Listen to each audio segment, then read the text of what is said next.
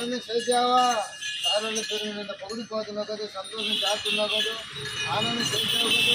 అలా కొడుకుని బిడ్డలు జన్మం చేసి క్లియర్ చేసి గుడి చేసి మా సారోళ్ళు చేసి లేదు గుడి చేయండి చూసి గుడి చేయి మా సారోళ్ళు కొత్తగా నేను 100 ఇచ్చిన 200 ఇచ్చిన నాటుకుంటే ఏమిటో గడువు చేసి దేవుడి దగ్గరికి నమస్కారం చేస్తున్నాను.